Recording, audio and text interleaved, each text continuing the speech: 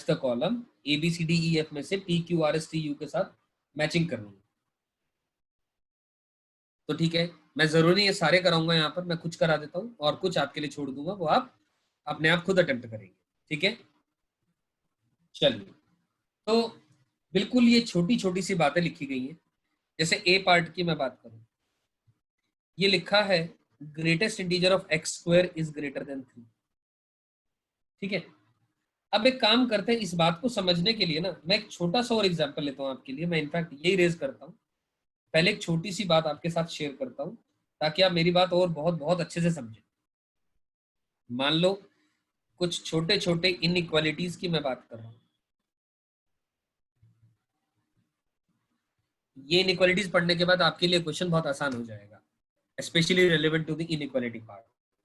जैसे कि मान लीजिए मैंने लिखा, पहली बात लिख दी, greatest integer of x square, greatest integer of x square is greater than equal to 4। ठीक, एक क्वेश्चन। दूसरा क्वेश्चन, मान लो मैंने लिखा greatest integer of x square is less than और इक्वल टू 3। तीसरा क्वेश्चन लिखा मैंने, आप ये मान लो जैसे कि ये लिख दिया, ग्रेटेस्ट इंटीजर एक्स का स्क्वायर इज ग्रेटर देन 4। ठीक है, और फोर्थ क्वेश्चन, ये तो सिंपल है, greatest integer x equal to 2। और हमने क्या करना है, क्वेश्चन है solve for x. Solve for x, मुझे एक्स का वैल्यू निकालनी है, कहां से कहां तक आएगी। ठीक है ना। तो इसी तरीके का कुछ क्वेश्चन है ए पार्ट के अंदर में, ध्यान से देखिए, बट कुछ चीजें छूट ना जाए इसीलिए मैंने सारे केसेस ले लिए यहाँ पर आपके। तो let me discuss these questions one by one. So let us talk about the question number 1। ये लिखा है greatest integer of x square is greater than और इक्वल टू 4, और ये रिप्रेजेंट कर रहा है GIF, this needs to be mention. ये कर दिया मैंने। अब greatest integer of x square 4 या 4 से बड़ा आ रहा है। आप एक मिनट के लिए भूल जाओ कि ग्रेटेस्ट इंटीजर के अंदर में एक्स स्क्वायर दिया हुआ, एक मिनट के लिए भूल जाइए इस बात को। आप सिंपल देखो, जरा सिंपल ध्यान दो कि पुट कर दो आप एक्स स्क्वायर को टी, एक मिनट के लिए पुट कर दिया आपने एक्स स्क्वायर को इक्वल टू टी। ठीक है, तो ध्यान से देखो, ये लिखा हुआ है greatest integer of T is greater than और इक्वल टू 4। अब अपने आप सोच करके देखो, ग्रेटेस्ट इंटीजर एक्स का ग्राफ भी अपने को, या फंक्शन का आपको ग्राफ भी याद है, तो ग्रेटेस्ट इंटीजर की वैल्यू 4 या 4 से बड़ी आ रही है, तो इसका मतलब कंफर्म है जो टी है वो 4 या 4 से बड़ा आ रहा है, हाँ या ना। अब अपने आप सोच करके देखो, जो टी है वो 4 या 4 से बड़ा आ रहा है, क्योंकि टी अगर 4 होगा, इनपुट 4 आएगा तो आउटपुट 4 पॉसिबल है, यस। इनपुट 4 से ज्यादा वैल्यू जाएगी, ग्रेटर देन 4, तो भी वैल्यू 4 ही आएगी, या ग्रेटर देन और इक्वल टू 4 आएगा आंसर। लेकिन इनपुट 4 से छोटा जाएगा, लेट्स से 3.9, तो आउटपुट 3 आएगा, यानी 4 से तो छोटा आएगा, क्योंकि ग्रेटेस्ट इंटीजर के बाहर जो आउटपुट आता है वो तो एक केवल इंटीजर ही आएगा। अब दोबारा टी को जो है ना एक्स स्क्वायर आप पुट कर देंगे, यानी x square greater than equal to 4 आ गया। अब x square greater than equal to 4 को सॉल्व करना आपको सिंपल इनइक्वालिटी आता है, यानी एक्स स्क्वायर माइनस का 4 ग्रेटर देन इक्वल टू 0, यानी x minus 2 into x plus 2 is greater than और इक्वल टू 0, यानी x की वैल्यू अपने पास क्या आ चुकी है, ये रहा -2, ये रहा 2 प्लस माइनस प्लस, आपको ग्रेटर देन इक्वल टू 0 चाहिए। तो ध्यान से देखिए क्या आ गया अपने पास आंसर, आंसर ऑलरेडी आ चुका है कि therefore x belongs to minus infinity से लेकर के -2 यूनियन क्लोज टू से लेकर के infinity. That's the answer to this question. Am I right? So this is the answer to the part number 1. We can move on to the part number 2 now. Greatest integer of x square less than or equal to 3 दिया। ठीक है, part number 2 की बात करते हैं। Greatest integer of x square is less than और equal to 3। फिर दोबारा अगर आपके लिए एक्स स्क्वायर कंफ्यूजन या परेशानी क्रिएट कर रहा है, वैसे तो नहीं करना चाहिए, आप एक्स स्क्वायर एक वेरिएबल है मान लो, तो आपने पुट करना चाहते हो आप एक्स स्क्वायर को आप टी पुट कर ले, कोई इश्यू नहीं है। तो ग्रेटेस्ट इंटीजर ऑफ टी जो है वो 3 या 3 से छोटा आ रहा है।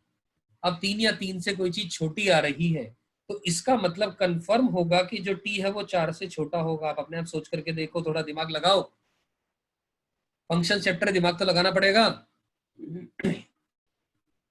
टी की वैल्यू 4 से छोटी होगी, क्योंकि टी, बिकॉज इफ टी की वैल्यू अगर 3.9 भी आएगी तो ग्रेटेस्ट इंटीजर ऑफ 3.9 भी तो 3 ही आएगा, लेकिन if t is equal to 4 आ जाएगा तो उसका जो ग्रेटेस्ट इंटीजर है वो 4 आ जाएगा, इनइक्वालिटी गलत हो जाएगी।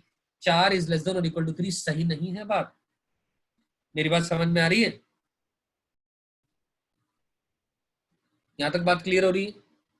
ठीक है, तो इतनी बात अगर समझ में आ गई तो t लेस देन 4 आ गया, t की जगह दोबारा आप एक्स स्क्वायर पुट कर दें, यानी एक्स स्क्वायर लेस देन 4 आ गया, यानी x minus 2 into x plus 2 is less than 0 आ गया, यानी x की वैल्यू जो है वो -2 से लेकर के 2। That's the answer to this question number 2। Clear है? आई होप मेरी बात सबको समझ में आ रही होगी। Moving on further to the question number 3। Question number 3, greatest integer x का होल स्क्वायर है। फर्क क्या था पहले और तीसरे में? ध्यान से देखो, पहले क्वेश्चन में ग्रेटेस्ट इंटीजर के अंदर एक्स स्क्वायर है, सेकंड में भी ग्रेटेस्ट इंटीजर के अंदर एक्स स्क्वायर है, थर्ड के अंदर में ग्रेटेस्ट इंटीजर एक्स का स्क्वायर है। तो चलिए करते हैं, थर्ड पार्ट पे चलते हैं।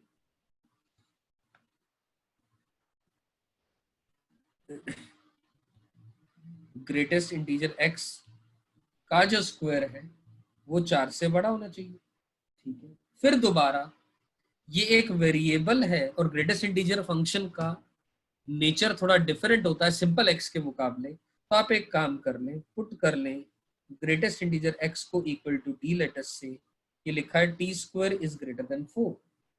अब टी स्क्वायर ग्रेटर देन 4 का मतलब है टी माइनस का 2 इंटू टी प्लस का 2 इज ग्रेटर देन 0 आ गया। इसका मतलब ये रहा -2, ये रहा 2 प्लस माइनस प्लस, तो एज अ रिजल्ट जो t है लेस देन -2 आ गया और t इज ग्रेटर देन 2 आ गया। यहां तक बात समझ में आती? t -2 से छोटा आ गया या t 2 से बड़ा आ गया, इसमें तो कोई भी परेशानी नहीं। अब t की वैल्यू पुट कर दो, t कौन है? Greatest integer x। इसका मतलब दैट इज जो ग्रेटेस्ट इंटीजर x है वो -2 से छोटा है या जो ग्रेटेस्ट इंटीजर x है वो 2 से बड़ा है। अब ग्रेटेस्ट इंटीजर x 2 से बड़ा है, आप अपने आप सोच करके देखें इसका मतलब क्या है? ग्रेटेस्ट इंटीजर x के बाहर हमेशा वैल्यू एक इंटीजर ही आएगी, तो 2 से बड़ा कब आएगा? ये ग्रेटेस्ट इंटीजर x 2 से बड़ा कब आएगा? जब कंफर्म है x 3 या 3 से बड़ा होगा, क्योंकि x अगर 3 भी होगा तो भी ग्रेटेस्ट इंटीजर x 3 ही आएगा, तभी 3 2 से बड़ा होगा। लेकिन अगर x की वैल्यू 2.9 भी हो गई तो उसका भी ग्रेटेस्ट इंटीजर 2 ही होगा, और 2 ग्रेटर देन 2 गलत होती है बात, x greater than equal to 3 आ गया। और अब इसकी बात करें, greatest integer x less than -2 आ गया। अब ग्रेटेस्ट इंटीजर x -2 से छोटा है। अब ग्रेटेस्ट इंटीजर x -2 से छोटा है, इसका मतलब क्या है? सोच के देखो, कैन आई श्योरली से इसका मतलब x लेस देन -2 होगा? अपने आप सोच के देखिए, दिमाग लगाइए भैया, थोड़ा सा तो भेजा लगाना पड़ेगा। ग्रेटेस्ट इंटीजर x -2 से छोटा है ना? -2 से छोटा है तो कंफर्म है x -2 से छोटा होगा, क्योंकि x -2 से छोटा होगा यानी -2.1 लेटर से माइनस का 2.1 से माइनस का 2.1 हुआ तो उसका ग्रेटेस्ट इंटीजर -3 होता है, और -3 -2 से छोटा, और ये बात सही है। लेकिन अगर x -2 हो जाएगा तो ग्रेटेस्ट इंटीजर x भी -2 आ जाएगा, और -2 से छोटा, इनइक्वालिटी सही नहीं है। सही है बात ये? मेरी बात समझ में आ रही है? अरे वैसे भी यार ग्रेटेस्ट इंटीजर फंक्शन का तो ग्राफ ही याद होना चाहिए। ये ग्राफ होता है, ये ग्राफ होता है, this is the graph, this is the graph. ये वाली वैल्यू -1 है, ये वाली वैल्यू -2 है। अब -2 से छोटा है तो ध्यान से देखो, this is -3। Greatest integer x -2 से छोटा है, ये रहा -2, ये रहा -1, ये रहा -3। तो ऑब्वियसली x लेस देन -2 होगा, मतलब इससे पीछे की जो वैल्यू होंगी इस पर ये बात होल्ड ट्रू करेगी। ग्राफिकली भी अपने को ये बात समझ में आ रही है। तो और लिखा है तो दोनों का क्या ले लोगे आप? यूनियन ले लोगे। तो मतलब आपका आंसर क्या आ गया? x less than -2 union x is greater than और इक्वल टू 3। ठीक है ना? इसको लिख लो अब आप, यानी -∞ से लेकर के -2 यूनियन क्लोज्ड 3 से लेकर के infinity, that's the answer to the part number 3। Is it clear? चलिए, ये बात समझ में आई अगर तो आगे चलते हैं। आगे चले। अब फोर्थ पार्ट बिल्कुल ही आसान है। Greatest integer x equal to 2 दिया हुआ है, greatest integer x equal to 2 दिया है, तो यार ये तो बात अंडरस्टूड है। ग्रेटेस्ट इंटीजर x की वैल्यू अगर 2 दी है तो अंडरस्टूड है x 2 या 2 से बड़ा है लेकिन 3 से छोटा है। या फिर हम इसको ऐसा भी लिख दें, x बिलोंग्स टू क्लोज्ड 2 से लेकर के open 3, that's the answer to this question. You getting my point? Is it clear to all of you? आ रही है बात समझ में? चलिए, बहुत ही बढ़िया। तो ये थे 4 पार्ट जो मैंने आपके साथ डिस्कस करे, और मैं उम्मीद कर रहा हूं इससे इनइक्वालिटीज का कॉन्सेप्ट आपका बहुत अच्छे से समझ में आ गया होगा। तो अब अगर हम बात करें, ध्यान से देखो, greatest integer x square greater then 3 लिखा है। पहला पार्ट, ए पार्ट की बात करूं, ए पार्ट की बात करूं अगर मैं, ये लिखा है greatest integer of x square is greater then 3। अब फिर से वही बात, अगर कंफ्यूजन है पुट कर दें एक्स स्क्वायर को टी, ये लिखा है ग्रेटेस्ट इंटीजर ऑफ टी 3 से बड़ा है। अब किसी चीज का ग्रेटेस्ट इंटीजर 3 से बड़ा आ रहा है तो इसका मतलब कंफर्म है जो टी है वो ग्रेटर देन और इक्वल टू 4 होगा, आया ना? क्योंकि अगर टी 4 होगा तो ग्रेटेस्ट इंटीजर 4 का 4 आएगा, और अगर टी 3 होगा, अगर टी की value if t is equal to 3 भी होगा, सोच के देखें, टी 3 भी होगा तो ग्रेटेस्ट इंटीजर 3 आएगा। 3 3 से बड़ा, गलत हो जाएगी बात, गलत हो जाएगी बात की। मेरी बात समझ में आ रही? इफ टी इक्वल टू 3.9 भी होगा तो भी जो ग्रेटेस्ट इंटीजर है वो 3 आएगा। 3 3 से बड़ा, बिल्कुल गलत हो जाएगी बात, ये भी गलत हो जाएगी इनइक्वालिटी। तो इसका मतलब t greater than equal to 4 आ गया, और t greater than equal to 4 आ गया तो ध्यान से देखो टी कौन है? X square greater than equal to 4 आ गया। अब x square greater than equal to 4 आ गया, अब इसको सॉल्व कर दो। X minus 2 into x plus 2 is greater than और इक्वल टू 0, यानी x belongs to minus infinity से माइनस 2 यूनियन 2 से लेकर के इंफिनिटी। सही है? पक्का? चलिए, शानदार। अगर यहां तक अपने को बात समझ में आ रही है तो ठीक है। अगला क्वेश्चन देखें। अब इसमें हमने क्या निकाल लिया? माइनस इंफिनिटी से माइनस 2 यूनियन 2 से लेकर के इंफिनिटी, ये निकाल लिया। ठीक है ना? माइनस इंफिनिटी से माइनस 2 यूनियन 2 से इंफिनिटी। अब कौन सा ऑप्शन आ जाता है? यानी ये रहा ऑप्शन नंबर क्यू सही हो जाएगा। ए के लिए क्यू आंसर हो जाएगा। ए का आंसर हो गया क्यू। सही। अब बी पार्ट के लिए मैं अगर हिंट देना चाहूं तो देखिए, बी पार्ट में आप सिंपल काम कर सकते हैं। बी के लिए क्या करेंगे? ग्रेटेस्ट इंटीजर एक्स को टी पुट कर दो। बी पार्ट के लिए आप क्या कर दें? पुट कर दें ग्रेटेस्ट इंटीजर एक्स को equal to t. T put करा तो टी स्क्वायर माइनस का 5t प्लस 6 इक्वल टू 0 आ गया। आ जाएगी value t square, B part के लिए टी स्क्वायर माइनस का 5t प्लस 6 इक्वल टू 0, यानी t minus 2 into t minus 3 equal to 0 आ गया। यानी t की वैल्यू क्या आ गई? 2 आ गई या 3 आ गई। और t कौन है? t कौन है आपका? t किसको माना है आपने? फ्रैक्शनल पार्ट x को या ग्रेटेस्ट इंटीजर x को? ग्रेटेस्ट इंटीजर x को माना है, तो बस आपके पास आंसर आ जाएगा। t आपने ग्रेटेस्ट इंटीजर x को माना, अगर t तो ग्रेटेस्ट इंटीजर x को माना तो ग्रेटेस्ट इंटीजर x की वैल्यू क्या आ गई? 2 आ गई या 3 आ गई। तो मतलब x की वैल्यू क्लोज 2 से लेकर के 3 आ गई ओपन, या फिर क्लोज 3 से लेकर के ओपन 4 आ गई। ये बात समझ में आ गई? ये आंसर आ गया बी पार्ट का। बहुत ही सिंपल था, तो कुछ खास बात ही नहीं थी इसके अंदर में। 2 से 3 या 3 से 4, ठीक है। तो आप इसका आंसर निकाल लें, पी आंसर आ गया इसका। ठीक है ना? तो इसका आंसर आ जाएगा, बी का आंसर आ गया पी पार्ट। ठीक है। अब इसी तरह अब सी पार्ट पे आ जाओ। x equal to fractional part x लिखा हुआ। अब x की वैल्यू फ्रैक्शनल पार्ट x के लिए लिखी हुई है। अब ध्यान से देखो, सुनो मेरी बात। अब सी पार्ट में लिखा है x equal to fractional part of x।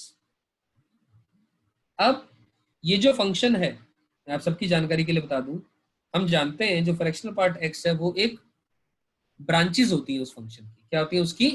बहुत सारी ब्रांचेस होती हैं। अब ब्रांचेस होती हैं तो क्या करें हम उसमें? अब ऐसे फंक्शन के लिए, जस्ट अ मिनट, अब ऐसे फंक्शन के लिए x equal to fractional part x जो दिया हुआ है, इसमें क्या करें? अब ग्राफिकली चले जाएं। क्या चले जाएं? ग्राफिकली चले जाएं। ग्राफ ड्रॉ कर लें आप इसका। ठीक है, अब ग्राफ कैसे ड्रॉ करेंगे? हम जानते हैं ये भैया F x equal to G x लिखा गया है। क्या लिखा गया है? ये F x equal to G x लिखा गया है। एफ एक्स का ग्राफ बनाए, जी एक्स का ग्राफ बनाए, दोनों देख लो कहां पर इंटरसेक्ट कर रहे हैं, तो अपने पास आंसर आ जाएगा। सही है? जैसे कि देखो ध्यान से, हमें पता है कि फ्रैक्शनल पार्ट एक्स का जो ग्राफ है वो ऐसा कुछ होता है,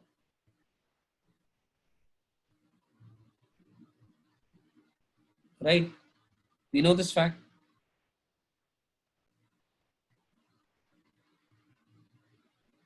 This point is 0 comma 1, this point is 0 comma 0, this is 1, this is 2, this is 3, this is 4, this is -1।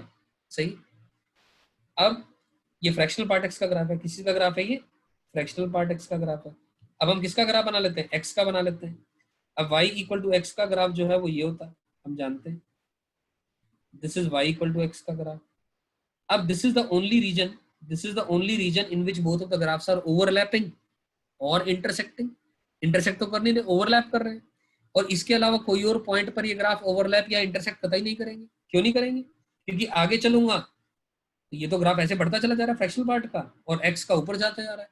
And same as in minus direction में जाओ तो इसका मतलब देयरफॉर क्या पता लगा अपने को? x बिलोंग्स टू क्लोज 0 से लेकर के ओपन 1 आंसर आ चुका है हमारे पास already. This is the answer. इसी रीजन के अंदर में ये दोनों ग्राफ बराबर आ रहे हैं। You getting my point? तो यहां से पता लग जाता है, यहां से पता लगता है x बिलोंग्स टू क्लोज 0 से लेकर के 1 आंसर आ गया हमारा। तो इसका मतलब क्लोज 0 से लेकर के 1, तो ये आंसर आ गया यू पार्ट आ गया इसका, यानी सी पार्ट का आंसर आ गया यू पार्ट। मेरी बात समझ में आती है सभी को? सी पार्ट का ऑलरेडी आंसर आ चुका है यू पार्ट। तो चलिए बढ़िया। अब ध्यान से एक चीज और देखने वाली है। इसी क्वेश्चन को हम ग्राफिकली नहीं करना था तो सिंपल भी कर सकते थे। ग्राफिकली नहीं करना था, सिंपल कर सकते थे, लेकिन थोड़ा सा लंबा चला जाता वो। कैसे? आप अपने आप सोच करके देखो यार। फ्रैक्शनल पार्ट एक्स का डेफिनेशन हम जानते हैं, वो होता है एक्स। कब? जब एक्स क्लोज 0 से ओपन 1 है। अब लेकिन अगर x की वैल्यू 1 से लेकर के 2 है, अगर x की वैल्यू क्लोज्ड 1 से लेकर के 2 है,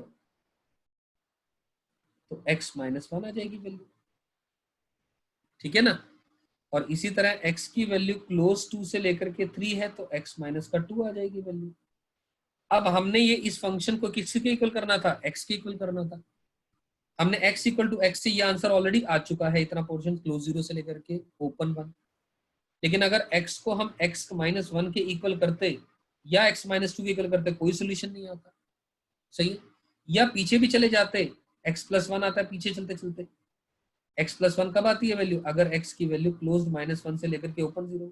तो x इक्वल टू x+1 भी करता तो उससे भी कोई सोल्यूशन नहीं मिलता। तो साफ साफ पता लग रहा है केवल एल्जेब्रिकली, एल्जेब्रिकली भी जाऊं तब भी हमें इस क्वेश्चन का आंसर वही मिल रहा है, यानी x बिलोंग्स टू क्लोज 0 से लेकर के ओपन 1। अब आपके ऊपर डिपेंड करता है ग्राफिकली जाना है कि एल्जेब्रिकली जाना है।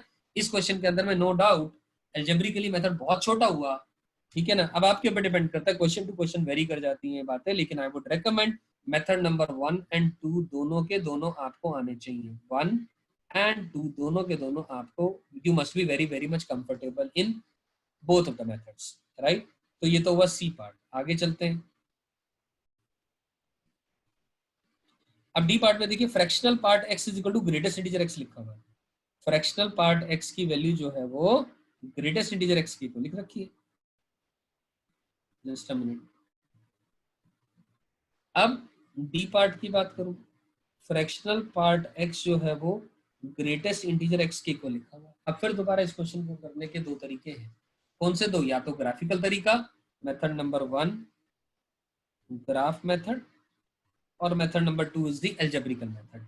अब ग्राफिकली अगर मैं जाना चाहूँ तो ध्यान से देखो, हम जानते हैं ये ग्रेटेस्ट इंटीजर एक्स का ग्राफ बना लिया हमने,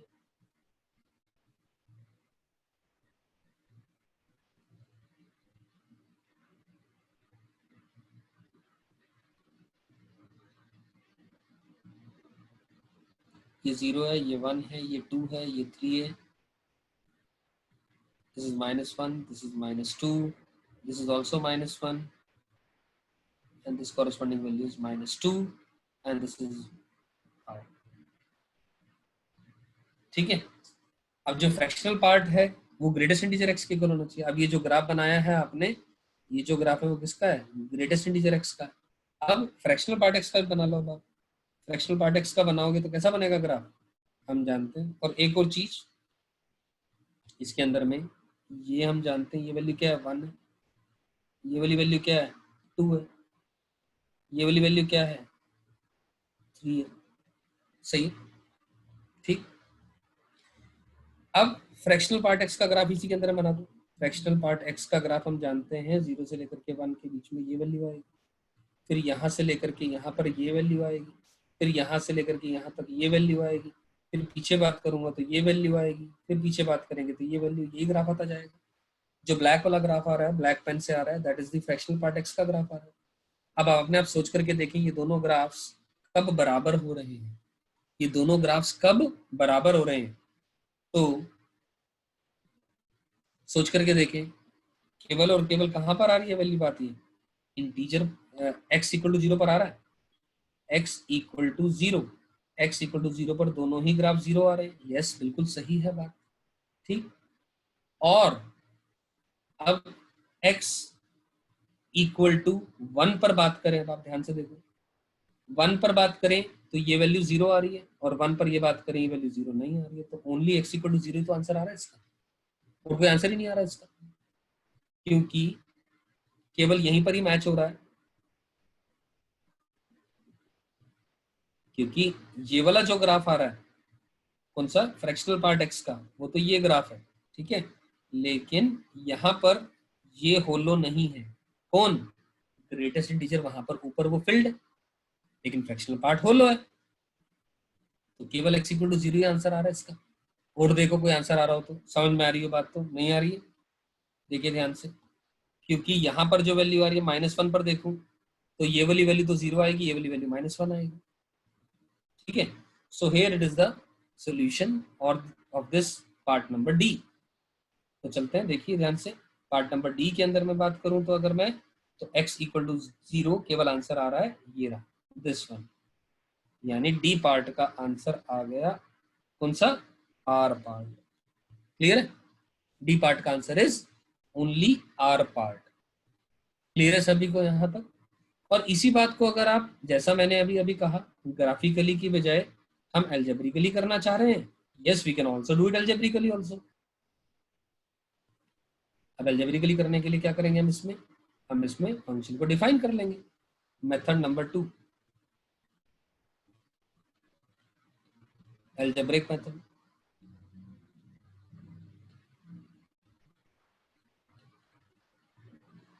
अब मेथड नंबर 2 क्या आ जाएगा? फ्रैक्शनल पार्ट एक्स हम जान रहे हैं किसके इक्वल चाहिए हमें? ग्रेटेस्ट इंटीजर एक्स के इक्वल चाहिए।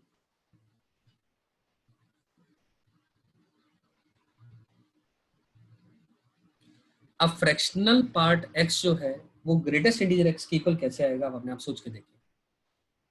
फ्रैक्शनल पार्ट एक्स को आप डिफाइन करो अलग से। ग्रेटेस्ट इंटीजर एक्स की वैल्यू आप जानते हो क्या होती है? वैल्यू 0 होती है। एक्स अगर क्लोज 0 से लेकर के ओपन 1 है। 1 होती है अगर एक्स क्लोज्ड 1 से लेकर के ओपन 2 है। 2 होती है अगर x बिलोंग्स टू क्लोज 2 से लेकर के ओपन 3 है। -1 होती है अगर x की वैल्यू -1 से लेकर के 0 पर है, ठीक। फ्रैक्शनल पार्ट x की बात करूंगा तो वो वैल्यू 0, वो x होती है अगर x क्लोज 0 से लेकर के ओपन 1 है। x -1 है अगर वो वैल्यू x बिलोंग्स टू क्लोज 1 से लेकर के ओपन 2। x -2 अगर x की वैल्यू क्लोज 2 से लेकर के ओपन 3, और x +1 हो जाती है अगर x की वैल्यू क्लोज -1 से लेकर के ओपन 0। और ये ग्राफ इधर और ये ग्राफ इधर डिफाइन फर्दर आप कर सकते हैं बार बार। सही है?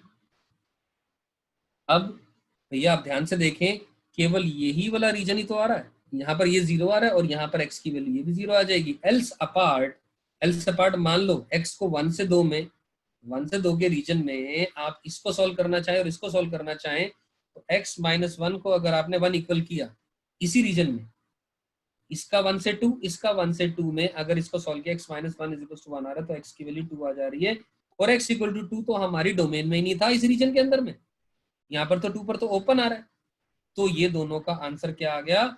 नो सॉल्यूशन आ गया। आंसर क्या आ गया? No solution. इसी तरह किसी भी केस में आप ये देखेंगे, जैसे कि x माइनस 2 को इक्वल टू 2 भी करेंगे तो x की वैल्यू 4 आएगी, और 4 इस डोमेन में नहीं है क्योंकि 2 से लेकर के 3 की बात हो रही है, तो ये भी इसका आंसर भी नो सॉल्यूशन आएगा। तो इसीलिए ओनली सॉल्यूशन क्या आया?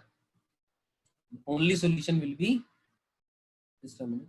so only solution will be therefore x equal to 0 only answer. ये बात समझ में आ गई मेरी? पक्का? तो सही है, तो ये पार्ट भी खत्म हो जाता है। दोनों तरीके मेथड, ग्राफिकल भी और एल्जेब्रिकल भी। उम्मीद करता हूं आपको समझ में आ गया होगा। और ई पार्ट मुझे बताने की बहुत ज्यादा जरूरत नहीं है। एफ पार्ट के अंदर में आप सिंपल काम कर सकते हैं। 1 plus x equal to signum x लिखा हुआ है, तो 1 plus x equal to signum x. Just a minute, देखें ध्यान से। ई पार्ट के अंदर में 1 plus x equal to signum x. अरे भैया हम जानते हैं सिग्नम एक्स को, डिफाइनेशन जानते हैं अपन लोग, क्या वो वैल्यू 1 होती है अगर एक्स ग्रेटर देन 0 है, वैल्यू 0 होती है अगर एक्स इक्वल टू 0 है, -1 होती है अगर एक्स इज लेस देन 0। एक एक करके बात करते हैं। Late us talk about the case x greater than 0। तो 1 प्लस एक्स इक्वल टू 1 आ गया, यहाँ से एक्स इक्वल टू 0 आ गया। इसका और इसका इंटरसेक्शन लिया, एक्स बिलोंग्स टू क्या आ गया? 5 आ गया। सही है। एक्स इक्वल टू 0 की बात करूंगा तो 1 प्लस 0 इक्वल टू 0, फिर से x बिलोंग्स टू 5 आ गया। भैया 1 इक्वल टू 0 तो हो ही नहीं सकता। और तीसरी बात करूंगा x लेस देन 0 पर, यानी 1 प्लस एक्स इक्वल टू -1, यानी x की वैल्यू क्या आ गई? -2 आ गई। Yes, this is the answer, क्योंकि इसका और इसका दोनों का क्या हुआ? इंटरसेक्शन। तो वहां से क्या आया? x इक्वल्स टू -2 ही आ गया, एंड दैट्स द आंसर। तो ये हुआ आपका ई पार्ट का आंसर। आई होप ये बात भी समझ में आ गई है। Is it clear to all of you? x equal to -2, यानी इस f पार्ट का जो आंसर है केवल और केवल t होगा।